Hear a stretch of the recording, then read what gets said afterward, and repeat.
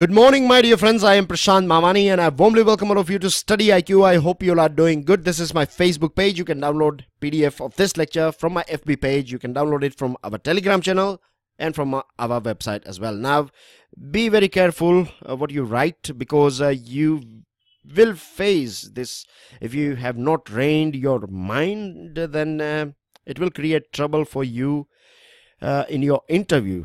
I'm sure you have figured it out that I'm saying this thing from a comment that I saw yesterday in yesterday's video lecture. So think about what you speak, think about what you write, because in interview, right, it will take just 2 minutes or 5 minutes for them to see the negative side of yours. And I'm not trying to tell you one thing that you should throw your negative things or this sort of I'm not saying you to carry a mask. What I'm saying is to observe your mind, right? Why can't we think diplomatically? Why can't we think out of the box, right? Even I told you this thing that keep your emotions aside when you think about India and Pakistan then as well. If you cannot do that, then here is the problem, right? And here is the solution as well, that you have to think diplomatically. And if you don't know, then with the help of practice, you will be able to do that thing. StudyIQ provides pen drive and tablet courses for various different exams. Do check out StudyIQ.com to find out more about it. Now, today we have one article. It is about neighborhood first and things that are going on in our neighborhood, and also how New Delhi's connect with its South Asian neighbors is getting weaker and weaker. You know, Prime Minister Narendra Modi started neighborhood first policy. We saw this thing during his swearing-in ceremony. SAARC leaders were present and Pakistan was present as well. And it was believed at that point of time that we were not that much sure about extended neighborhood or different parts of the world. But we were sure about one thing at that point of time, that neighborhood relationship will be bit better, and from now on it will be a new era for South Asia and things like that. But if we just have a quick glance over things going on between India and different countries here, then we find that in fact a relationship has become a bit more weak. Now let's start with Maldives here. See, the things that are going on, you know, at present, emergencies over there. India has warned many a times to the government of Maldives that stop yourself doing this sort of things and don't crack down on the opposition and things like that. But Maldives is not paying any heed to India's request or threats. China is supporting it, and Maldives is very well sure about this thing, that China is always going to be there, and this is creating problems for us. Back in 2015, when SAARC meeting was going to take place in Pakistan, and right before that we had this Uri attack on us, terror attack on us, and India basically said that it is not going to take part in this SAARC meeting that is going to take place in Pakistan. And we were followed by Bangladesh and then later on other countries. And when we were trying to isolate Pakistan in this SAARC group, Maldives clearly rejected our idea. So you can see here, even a small country, if we feel that we can bully a small country and we can do whatever we like with a small country, this is not something that will happen, because the diplomats of small country and the governments, right, they know it very, very well. Or you can say that they have this art of staying there in the middle between the problems, that are taking place between two bigger countries. Here you have India and China, as well as India and Pakistan. In Nepal, the current government of KP Sharma Oli government is certainly not India's first choice or favorite government. Kathmandu has recently invited the Pakistani Prime Minister to visit there, so it is a red flag for us. Then you have Pakistan, right, no matter which party is in power, as far as army is controlling things in Pakistan, relationship between India and Pakistan is not going to be that good and smooth. Sri Lanka, things are not going on right over there. Today we have a news item as well, that emergency has been applied in Sri Lanka. And on top of that, you know, recent local body election, and the result was in favor of Mahinda Rajapakse. and this has you can say opened a door. You can say probably, you never know, in future Mahinda Rajapaksa can be back in power, and if he comes back in power, then you know he is a pro China person. So Hambantota was given over to China during his era.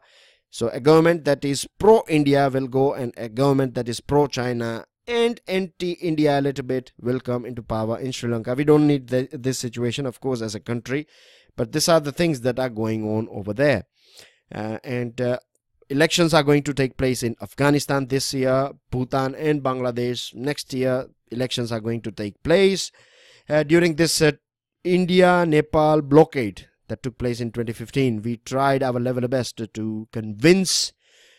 By what we did this blockade. India created this blockade. We stopped the supply of necessary items that are going into Nepal from India back in 2015. And this tactic was deployed to convince or to force Nepal to do a little bit of constitutional amendments that we required. But Nepal rejected this thing, and China used or utilized this opportunity. It opened up array of alternative trade and connectivity options, and this has brought Nepal a bit closer to China. At present, you know, this entry of dragon, when I say dragon, I mean to say China, this entry of dragon in South Asia has created a bit of pressure for India, and it is very sad that we have many a times missed many golden opportunities. The problems that were going on between Myanmar and Bangladesh regarding this Rohingya issue, China is intervening here. China is conducting discussions between these two, is being a third party, or you can say it's playing a role of middleman, trying to cut a cake, you can say, in equal pieces for both this Myanmar and Bangladesh. And by doing this, it is displaying its capacity. It is also sending out this signal very clearly that dragon is here, dragon is going to stay here, and if you have any problems, then we are ready to support you. And India refrained, India kept itself away from this problems going on between Myanmar and Bangladesh regarding this Rohingya issue, and here you see we have lost a golden opportunity. Of course, when it comes to Pakistan and Afghanistan, at present again China is playing this middleman role. Now it's very difficult, you can imagine, or nearly impossible that we can play a middleman role here, but of course we can take stand, right? Either we can support Afghanistan and be on their side, at the same time we can come up with a very good solution, practical solutions that can win hearts and minds in Pakistan as well, and also keeping in mind interest of Afghanistan. So we have missed this thing too. And at present, you know, this strategic real estate is created by China in different parts of Sri Lanka, Bangladesh, Maldives, Pakistan, and it is going to stay here, as I told you. And it also means, what do we get from this? The signal that we get is that China is having a stake in internal politics of all these South Asian countries. So this is the thing, this is a problem for our, so as you can see here, relationship between, it clearly indicates that if this is the way we are rolling here, then relationship between India and different countries, when I say different countries, I mean to say the South Asian countries, are going down. Then you have this hard power tactics that we have used, and that has not helped us at all. We used this surgical strikes, but after that we have seen a huge increase or drastic increase in this ceasefire violations and cross-border infiltration. Blockading Nepal didn't help us. Mali, we cancelled a visit back in 2015. All of the sudden, Prime Minister decided that he will not visit Mali, but this has not created fear for India in Mali. In fact, this has created more love for dragon here. So a thing that we are good in using is our soft power. We have, generally speaking, succeeded whenever we have used our soft power, and we should allow these small countries. If Nepal is inviting Pakistani Prime Minister, then this should not create any problem for us. But we feel uncomfortable because we know that we are not fulfilling our responsibility as a big brother in this area. So these are the things we have to fix. These things.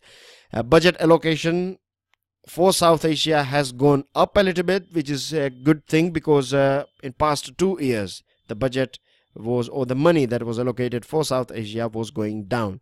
Bhutan's Chukha project for electricity production, now we have revised the tariff.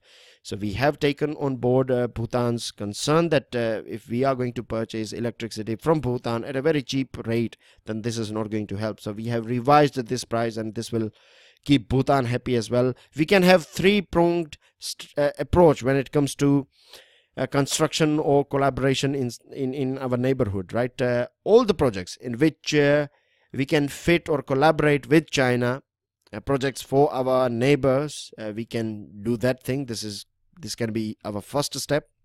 Second option is projects which are not a threat for us, we should refrain from intervening or interfering with it. And the third thing is we can offer a sort of if a project is created by China, or if China is planning to create a project in our neighborhood, then we can offer a counter. We should have a counter offer with which we can cancel this Chinese project. And we have to learn many things from ASEAN, right? In ASEAN you have Indonesia is the biggest economy as well as biggest country, but it's not Indonesia that is playing a role all the time. It allows other smaller countries like Singapore as well to take a lead and guide this whole ASEAN group. So something similar can be applied by India in SAARC, and we should allow smaller countries to take a lead, and in this way we would be able to sort out things, and we would be able to improve the relationship that we have with our smaller neighbors. This one is about guilty man of partition. It basically is about explaining the reason for partition of India, and partition of this big country India into India and Pakistan, or at that point of time it was East Pakistan and West Pakistan, and now we have this three countries, right? Bangladesh, India and Pakistan. But anyways, this is explaining why Nehru accepted this proposal of creating this partition in our country, because he was a very secular person. Nehru is considered as unequivocally secular, and eventually he decided that we should go ahead with this partition.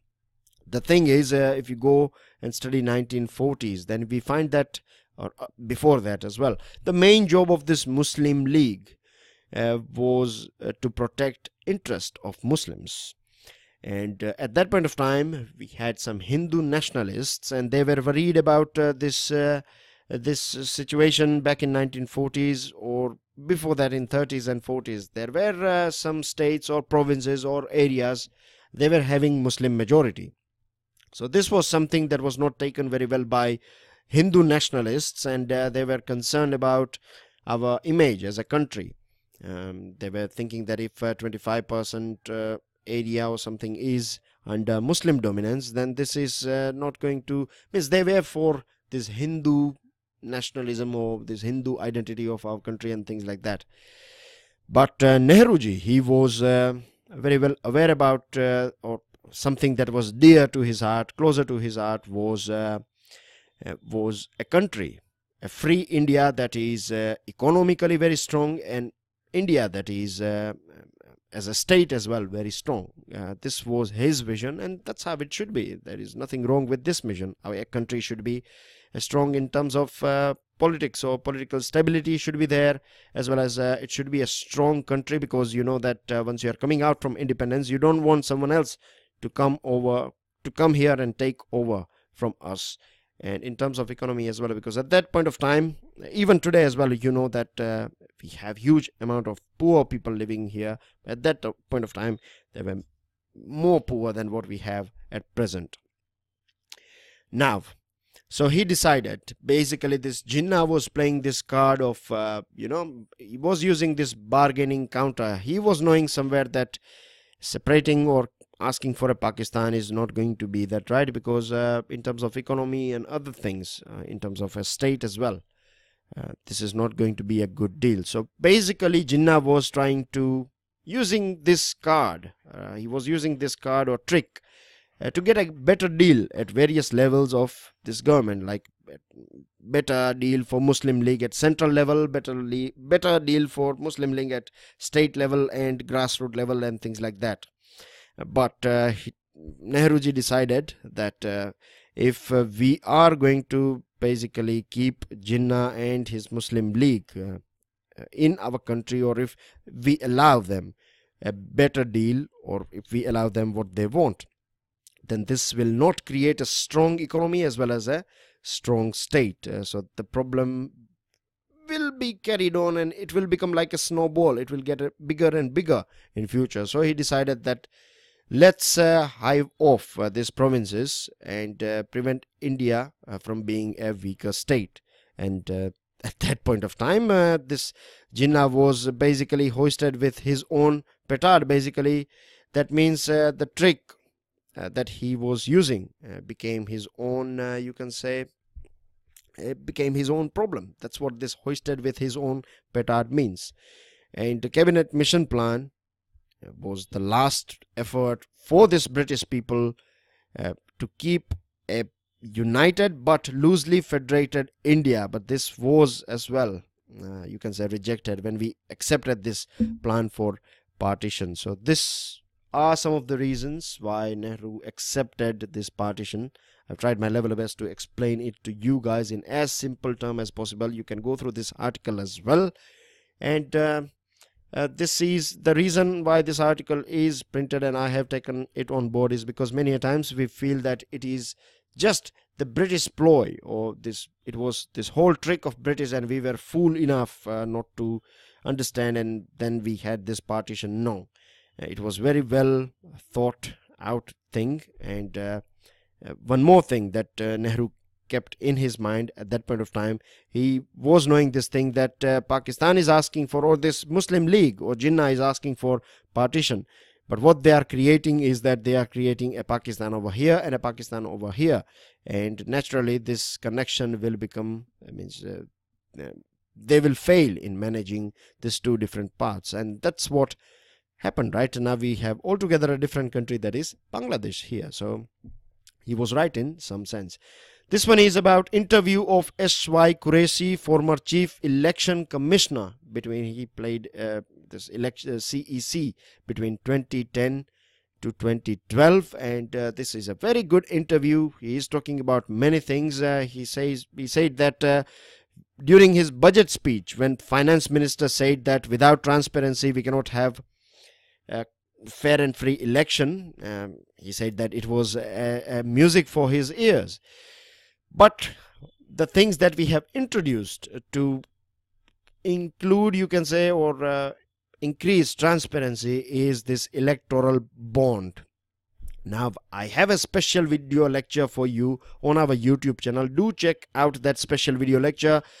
We have discussed and analyzed this whole electoral bond thing, why it is not helping us, and what are the things that can be done to sort out this electoral bond issue. So do go through it. And here the one more important item that I find in this article is this one, that the government kept, or the government the focus of the government here with this introduction of this electoral bond, as well as this bar of 20,000, 20k. Earlier on, if you give money in cash up to 20,000, then you don't have to give your name or source of income or anything. Now government has said that it is going to bring it down up to 2,000, but this is not going to solve the problem. And here government has paid, you can say, the main focus is on anonymity of donors rather than this hunger or this thirst of transparency of citizens. Can you feel this difference here? This just keeping donors in your mind is not going to be enough, right? You have to think about citizens. You and I, if we are not donating any money to a particular party, we are citizens, right? That does not mean that government is just thinking about all those donors. They have to think from our perspective. Donors are part of citizens, right? Citizens should be, and they are the first priority of any government. So this is the thing, and solution as per this government says that this electoral bond will change everything, but that is not right. There is a very good suggestion by S.Y. Qureshi. He came out with this national electoral fund, and what you do is if you want to give some money, then you give it to this national electoral fund, and the money will be distributed later on, right? The money will not be handed over to political parties or candidate before election. The amount of votes you get, based on that you will be given money. So he has said that one vote you will get 100 rupees from this national electoral fund. And if you calculate the money required and money spent by these candidates and political parties in different constituencies, then you find that people will have, these candidates and political parties will have enough money. So this problem with corruption will go away, because simultaneous election is also widely discussed nowadays in news, and I'm sure we have talked about this thing, and you would be aware about this, you can say, energy and model code of conduct and how it hampers this development and other things. You have two interesting observations here, very interesting one. The first one is that corruption is considered as, or you can say, this election fund and black money and everything used during this election time, right? And it is this fountainhead of this corruption in our country, this election money and things like that. So if we have less elections, then chances are that this corruption mode will go away, because most of the time in some parts, right, we are in election mode, so we are always in corruption mode as well. The second thing is this communalism and casteism are at a peak during elections, and this is not just me saying it, this is a person who has played or who has been there right at the top of this election commission. He is telling this thing, so we have to, you can say, you cannot ignore it, right? He is telling it from his experience. So communalism and casteism are at a peak during elections, so less elections, less sort of these troubles that we find in our country, and then you have this other benefits that you can add here. So these are two fresh new points, and this will help you a lot in understanding. And if just in case if you have to write it down or discuss this thing, then this two fresh points will help you a lot. It will keep you, or you can say distinguish, it will basically, you will keep yourself aside and you will place yourself out of competition.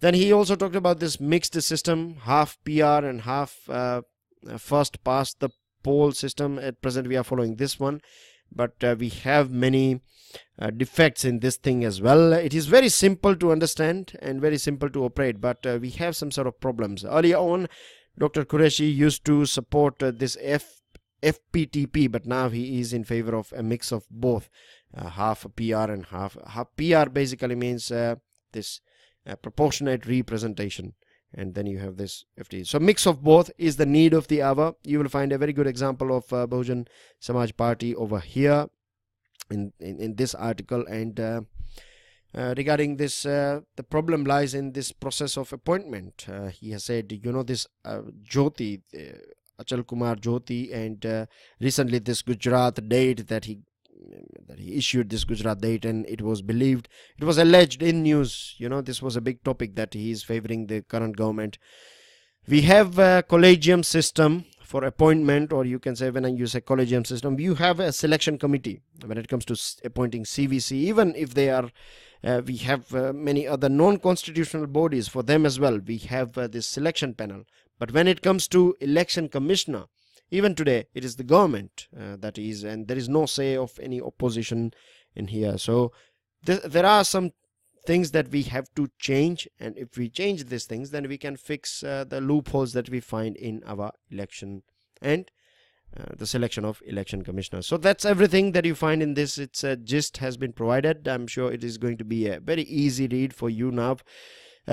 We have Italy in news, and this is here. Italy is part of Europe. As you can see, it is sharing its border with Mediterranean Sea, and you have interestingly 5 different seas here, right? This one is second one, third one, fourth and fifth one here. Then you have many important straits here, so help yourself with it, right? You have one more strait. This is Corsica.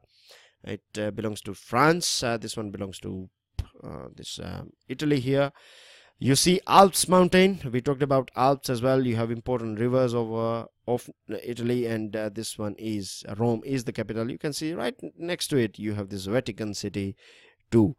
So that's geography of Italy for you here, and it is in news because of this new electoral law of Italy, and recently we saw this elections are over in Italy, and results are out. So what we find here is that scandal-ridden Forza Italia party, then you have this anti-migrant and Eurosceptic Liga, and then you have far-right Brothers of Italy. This party has got somewhere around 36%. This one has got 17%.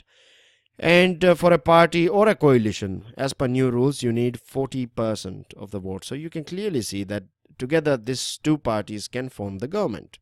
Now, anti-migrant and Eurosceptic Liga. So this is going to bring fresh trouble for European Union. You know, at one side you have this Emmanuel Macron and German Chancellor. They are trying their level best to keep this Europe or European Union glued together. We saw Brexit, and we have talked about this new wave of anti-Muslim as well as anti-immigrants in Europe, and because of this economy that is going or facing trouble for a very long period of time, right? It is growing at 1.5%, which is not sufficient for a country like Italy. You know, 18 million Italians are said to be at risk of poverty. So it's this economic troubles as well as this migrant crisis, and because of that you have this type of parties coming into power.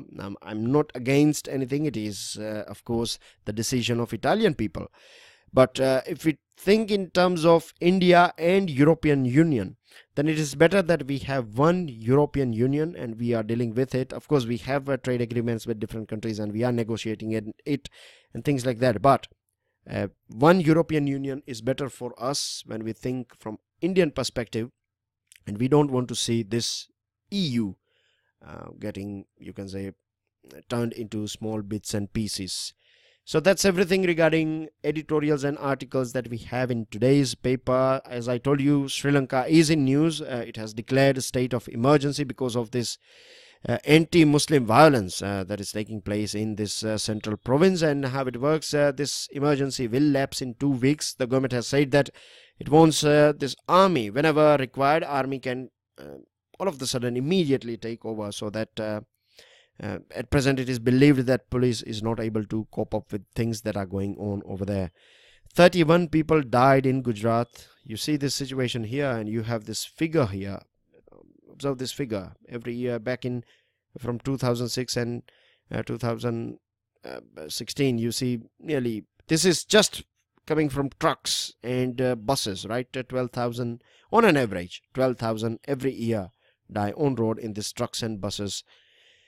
And they were going in a marriage party or something, and this is a commercial vehicle, and you have people in the back of this vehicle. So first of all, this is clear violation, but a couple of sacking a couple of policemen is not going to help if you don't change the attitude, right? And I'm not sure whether this driver was drunk or not, but it's a very horrific incident. 31 people died in one shot. This is not right, and road accidents are something that can be avoided if we have proper health and safety and other things.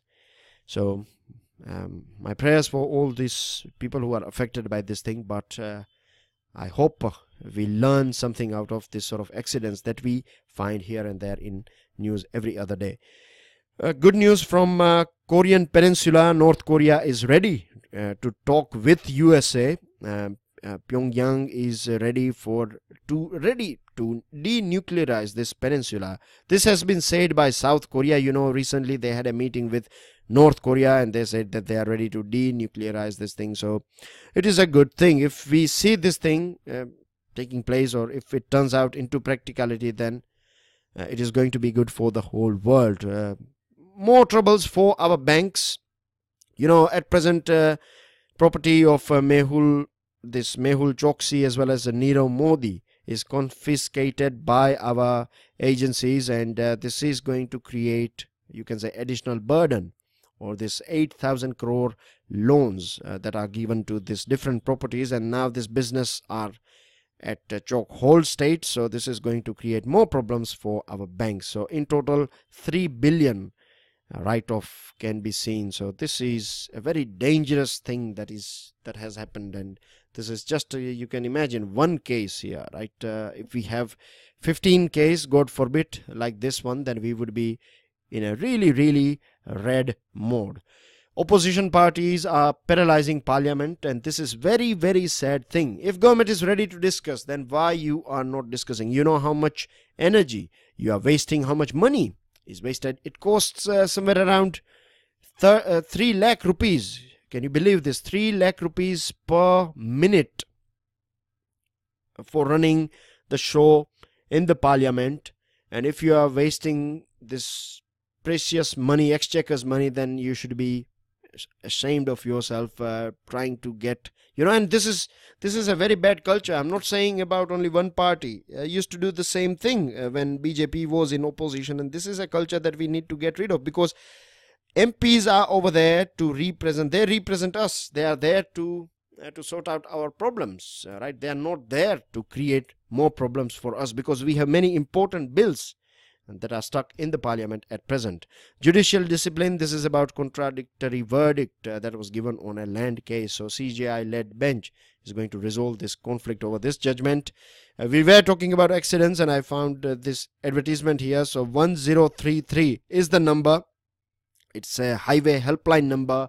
You can use it on national highways, dial free, toll free number, right? So 1033 is the one. So keep this number with you, because just in case you may need to use it for if you have a tire puncture or whatever, if you need help from the authorities. ONGC Videsh is going to work together. Basically, we have signed an agreement with Iran, and we are going to extract oil from this Susan Gerd. Susan Gerd field was discovered in 2009, and it has got 5 billion barrels of reserves here. First consignment of LPG will come from USA to India by the end of this month, and this agreement was signed back in December 2011, and we are going to purchase 3.5 million tons of LNG, not LPG, LNG per year from USA. With this, these are your questions here. These are your, beg your pardon, these are your answers here. These are your new questions. Both of them are associated with Lokpal. And don't forget to check out StudyIQ.com. That's everything that I have got. I will see you all soon. Till then, enjoy your studies. Jai Hind. Goodbye for now.